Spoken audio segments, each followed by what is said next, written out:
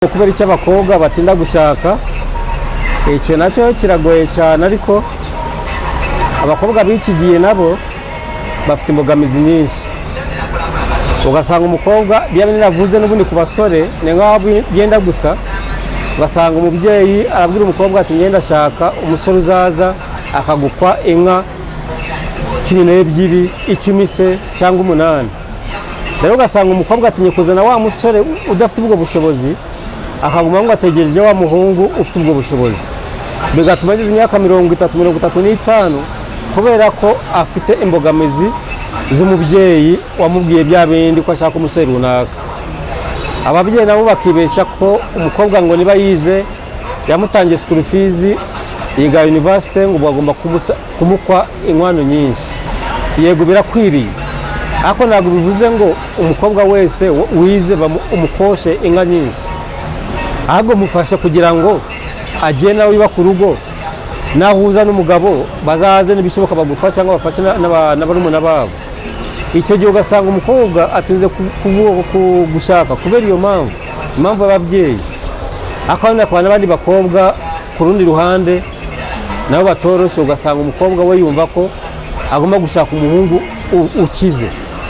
Umukobwa akaba agategereza ngo ngende ashaka umuhungu ufite imodoka, umuhungu ubatse inzu ye, niba adafite inzu i Kigali ngo sinamushaka. Abakobwa bakaguma muri ibyo, ahubwo ugasanga abakobwa bamwe na bamwe bagiye mu ngeso mbi kubera ko bashaka abantu bakize.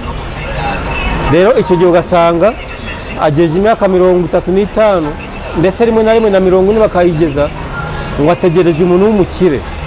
Kandi ubukire barabukorera, ubukire ntabwo uzahaguruka ngo ubusange uyu munsi.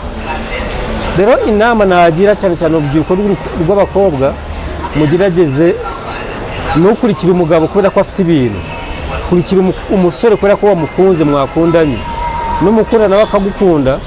Ibyo ni rwo rugo rwa mbere, kuko na Bibiliya bivuga ngo ijuru rito, urugo ni ijuru rito, nimubaho mukundanye niryo juru rya mbere. Kuko nushaka umukire atagukunze, urugo ntabwo muzarubaka ngo rukomere, ahubwo ushaka wa wundi mwenda kunganya ubushobozi, mu bushobozi bwe afite bukeya. Niba mukundanye muzagera muzamuka gahoro gahoro ku buryo muzajya kuyo mushaka. Ngaruke nanone ku bagabo bakuze. Abagabo bakuze bananiza abana bato gushaka, ugasanga umugabo abo bita ba sugar daddy murimo kubeshabesha abana b'abakobwa.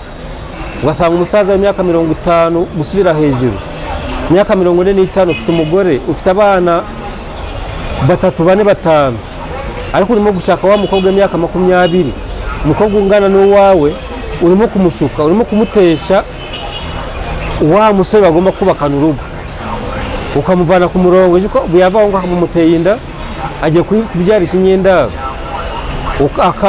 bikavaho ngaho ukamutera sida, akagera kwanza rwa rubyiruko rwe. Rero ndasaba abapapa cyangwa abagabo bakuze, natwe tuve mu bana, abana basanga abana bagenzi babo, ahubwo tubafashe kubaka ingo zabo.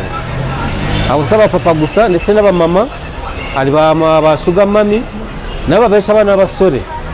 Mugafasha abasore kuguma mu buseribateri kubera iki? Babonye abagore bakuze babaha amafaranga, bakabora babashora mu buraya. Rero bigatuma na wa musore atinda gushaka kubera iyo mpamvu. Rero urubyiruko ku mpande zombi, abasore, abakobwa n'abahungu, tugerageze buri umwe arebe urungano rwe, ndetse tutitaye ku bushobozi runaka. Niba afite amafaranga ashobora gutungwa njyewe n'umugore wanjye, abana tuzabyara tuzaba twarabubakiye. Nimushaka abasore kubera ko umusore afite inzu, umusore afite imodoka, niba afite akazi agaye mu 200, nawe ukazana 100 ryawe, muzubaka urugo kandi urugo ruzakomera. Murakoze.